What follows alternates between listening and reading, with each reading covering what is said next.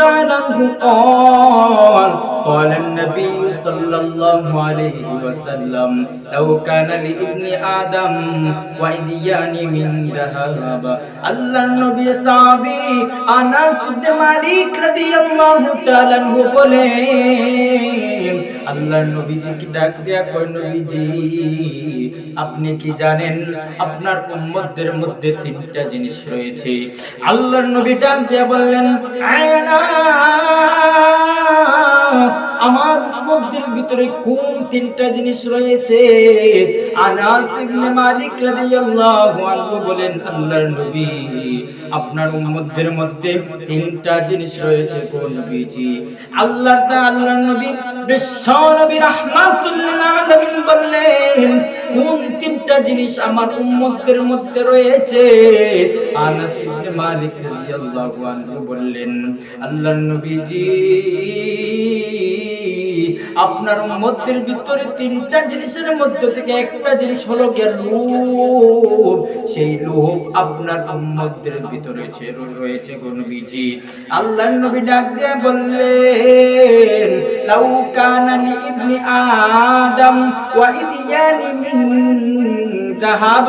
আল্লাহর নবী বললেন, আমার উম্মতরা এমন জিনিস, আমার উম্মতরা এমন জিনিস, যদি তাদেরকে সোনা দিয়ে যদি মরিয়ে দেওয়া হয়, আল্লাহর নবী বললেন তাদেরকে যদি সোনা দিয়ে যদি মরিয়ে দেওয়া হয়, তারপরেও সেই ব্যক্তিটা আল্লাহর দরবারে আরো কিছু সংখ্যক স্বর্ণ পাওয়ার জন্য দরখাস্ত করে। এজন্য আল্লাহর নবী বলেছেন, উম্মতেরা তোমরা বিশেষ করিয়া লোভ থেকে তোমরা বিরত থাকবা, লোভ থেকে বঞ্চিত থাকবা রে উম্মত। আর যারা লোভ করবে তাদের জন্য আমার আল্লাহ দুনিয়ার জমিনে সবচেয়ে ভয়ঙ্কর শাস্তি রাখছেন। আল্লাহর নবী জানায় দেন, প্রথম শাস্তি আমার উম্মতদের জন্য হলো কি তোমরা জানো নি?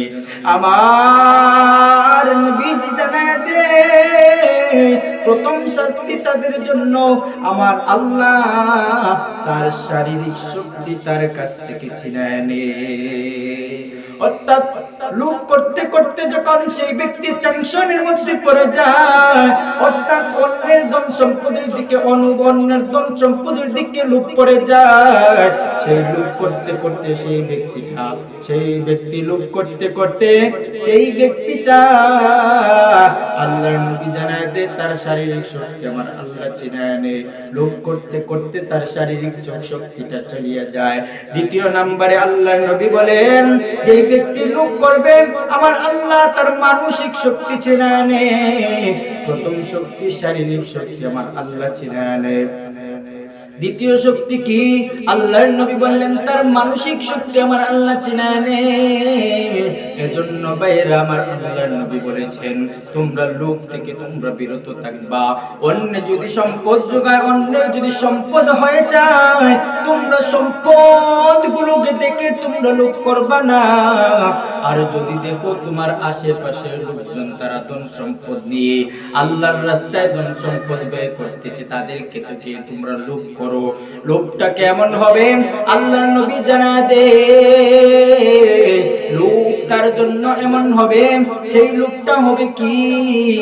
আল্লাহকে ডাক দিয়ে বলবে, আল্লাহ আমাকে তুমি ধন সম্পদ দাও নাই, অথচ সেই ব্যক্তিটাকে তুমি ধন সম্পদ